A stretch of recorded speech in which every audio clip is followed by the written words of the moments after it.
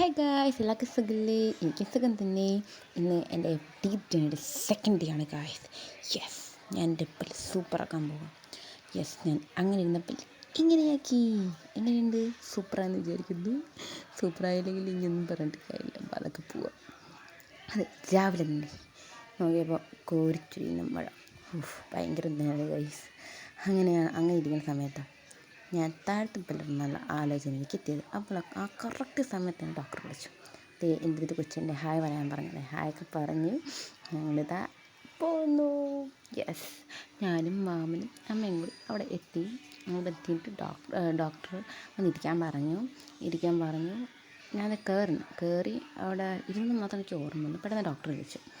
പിന്നെ ഉള്ളിലേക്ക് എനിക്ക് വീഡിയോ ഒന്നും എടുക്കാൻ പറ്റില്ല ഗൈസ്. അതുകൊണ്ട് ഞാൻ പെട്ടെന്ന് അവനെ വിളിച്ചു.